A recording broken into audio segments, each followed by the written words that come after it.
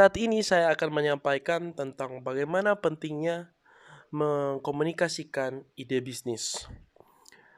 Sebelumnya saya ingin menyampaikan pengertian komunikasi itu sendiri, di mana komunikasi merupakan bentuk penyampaian informasi baik secara lisan maupun menggunakan media dengan tujuan untuk mempengaruhi seseorang. Komunikasi secara lisan dilakukan secara langsung antara satu orang atau lebih.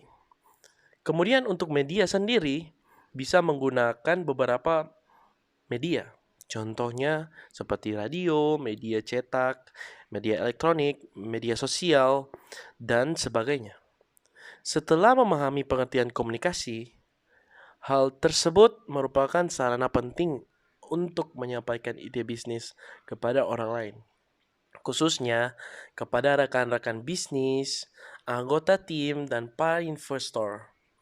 Dengan adanya komunikasi ide bisnis itu sendiri, bertujuan untuk menyampaikan apa yang diinginkan, apa yang diharapkan, dan apa yang akan dicapai agar dapat direalisasikan. Komunikasi yang disampaikan harus menggunakan metode dan etika yang baik. Dan diharapkan dengan adanya komunikasi dapat menerima saran ataupun kritik serta respon dari para anggota tim ataupun investor untuk memperbaiki suatu bisnis yang akan dijalankan.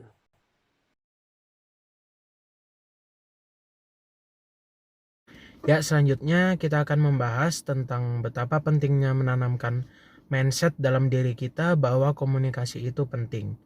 Ya, jadi dalam kelompok kami sendiri, sebelum kami akhirnya mendapatkan sebuah ide The Pulp ini, kami itu memiliki mindset dulu dalam diri kami masing-masing bahwa komunikasi itu penting. Dari mindset yang sudah kami tanamkan ini, akhirnya masing-masing dari kami berani untuk mengkomunikasikan ide yang kami miliki masing-masing. Nah, dari situ akhirnya setelah dari masing-masing kami mengkomunikasikan ide yang kami miliki, terpilihlah satu ide yang menurut kami itu yang terbaik, yaitu The Pulp. Dan itu semua tidak luput dari komunikasi yang kita buat bersama-sama.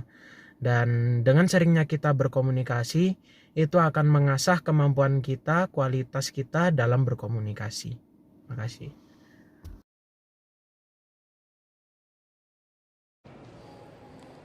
Jadi, salah satu kunci kesuksesan untuk memulai suatu usaha adalah mempunyai kemampuan untuk menuangkan ide atau gagasan cemerlang yang kreatif dan inovatif dan mempunyai nilai ekonomi yang tinggi.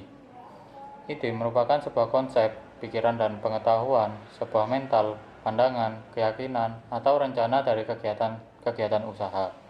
Ide merupakan produk-produk berpikir kreatif yang melibatkan penggunaan indera pendengar, penglihat, dan perasa.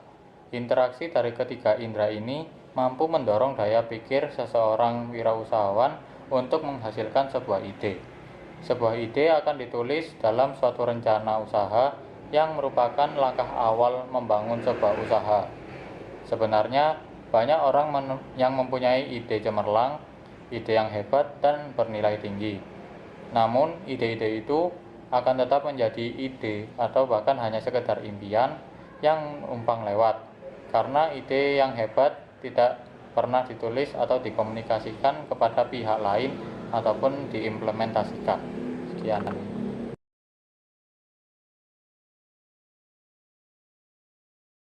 Ya, hari ini kita juga akan membahas pentingnya untuk tidak merasa paling benar dan dampaknya kepada kelompok kita.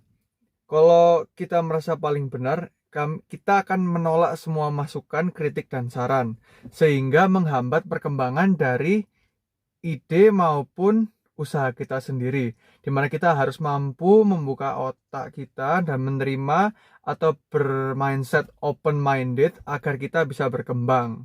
Lalu dampaknya untuk kelompok yang lain ya pasti akan ada banyak clash antara satu sama yang lain dan itu menghambat.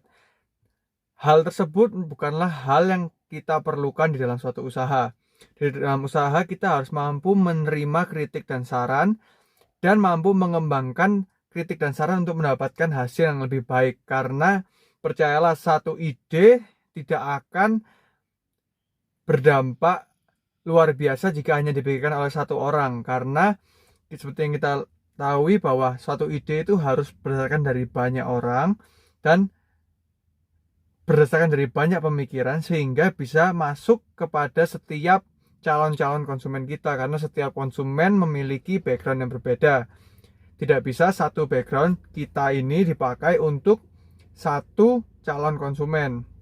Karena setiap konsumen memiliki background yang berbeda, sangatlah penting untuk kita dapat membuat suatu usaha yang dapat masuk ke setiap background tersebut.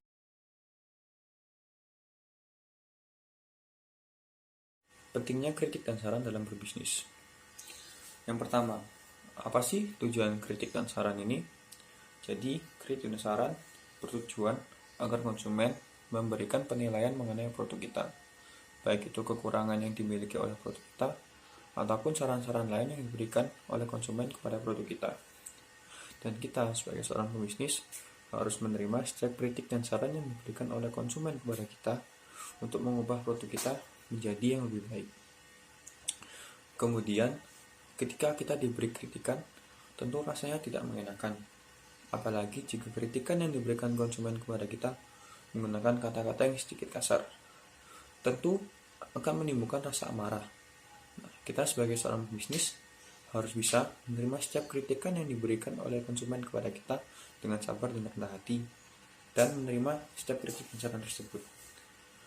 Kemudian, ketika seorang konsumen memberikan kritik dan saran mengenai produk kita, dan kita menanggapi kritik dan saran yang diberikan konsumen tersebut secara sigap, tentu akan membuat konsumen senang. Oleh karena itu, penting bagi kita untuk menanggapi kritik dan saran yang diberikan konsumen dengan cepat dan sigap.